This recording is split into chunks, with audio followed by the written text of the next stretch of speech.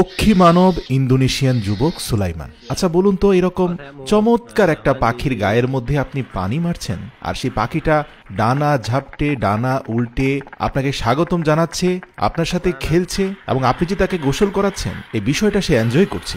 এটা কি আমাদের সাথে হতে পারে? উত্তর হচ্ছে কখনোই না। কিন্তু পক্ষী মানব সুলাইমানের সাথে হতে পারে। সে পাখিদের ভাষা জানে, কাকাতুয়া, ময়না, টিয়া, এমনকি কাক, মাছরাঙ্গা থেকে শুরু করে বিভিন্ন প্রজাতির পাখির জন্য সে ভিন্ন ভিন্ন মৌখিক শব্দ উচ্চারণ করে, আর পাখিগুলো দৌড়ে এসে তার হাতে বসে যায়। এ এক বিরল যোগ্যতা আল্লাহ তাআলা তাকে দান করেছেন। যুবক সুলাইমানের এই দক্ষতা যোগ্যতা দেখে নবী হযরত সুলাইমান আলাইহিস সালামের কথাও মনে পড়ে যায়। যদিও তিনি আল্লাহ প্রদত্ত বিশেষ জ্ঞানী ছিলেন, পৃথিবীর সকল জীব জন্তু এমনকি জিনজাতিরাও পর্যন্ত তার অনুগত ছিল, কিন্তু বর্তমান জামানায় এসে এভাবে পক্ষীকুলকে নিজের বিশেষ ভাষা বা শব্দ ব্যবহার করে আয়ত্তে রাখা, বশ মানানো, এটা এক নজিরবিহীন ঘটনা।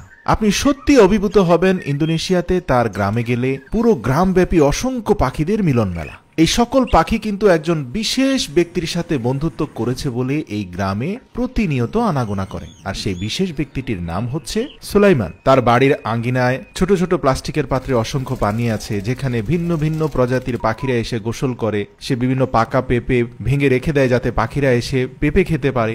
এছাড়াও বিভিন্ন ধরনের পোকামাকড় নিয়েও ছোট ছোট পাখিদেরকে একটি দুটি করে পোকামাকড় দেয়।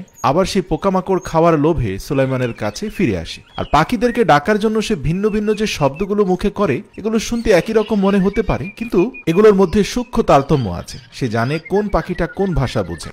দেখবেন যে সে ইন্দোনেশিয়ান ভাষায় কিভাবে পাখিদেরকে আকৃষ্ট করতে হয়, কি ধরনের শব্দ কোন পাখি পছন্দ করে, এই বিষয়ে মানুষকে পরামর্শ দিচ্ছে। সে প্রায় তার ভিডিওতে বলে থাকে যে সে এই পর্যন্ত বেশ কিছু মানুষকে পাখিদের ভাষা শিখিয়েছে, যারা এখন কম বেশি পাখিদেরকে আকৃষ্ট করতে পারছে। সবচেয়ে ইন্টারেস্টিং লাগে যে সে হাত উঠানো মাত্রই তার বিশেষ কিছু পোষা পাখি আছে, ময়না, টিয়া, এরা দৌড়ে এসে তার হাতের উপরে বসে যায়, এবং সেখানে থাকা মাংসের টুকরো বা বিভিন্ন ধরনের খাবার তারা খেয়ে আবার চলে যায়। এমনকি তার কিছু পাখি আছে যারা অন্তত 1 থেকে 2 কিলোমিটার দূরেও তার সিগন্যাল বুঝতে পারে, সেখান থেকে উড়ে এসে তাকে সাহায্য করে। কিছু ছোট পাখি আছে, এরা তার পোষা নয়, এরা অতিথি, কিন্তু তার পোষা পাখিরা সেই অতিথি পাখিদেরকে সুলাইমানের ব্যাপারে অভয় দান করে বলেই এই নতুন পাখিগুলো দূর দূরান্ত থেকে এসে সুলাইমানের সেবা গ্রহণ করে, কারণ পাখিরা একজন আরেকজনের ভাষা বুঝে। দেখবেন কিছু কিছু পাখি এসে বিচিত্র ধরনের খেলায় মেতে ওঠে সুলাইমানের সাথে। এই যে চড়ুইটাকে দেখতে পাচ্ছেন, সে চিত হয়ে শুয়ে গেছে, সে কিন্তু অসুস্থ কোনো পাখি নয়, সে মূলত সুলাইমানের সাথে খেলছে।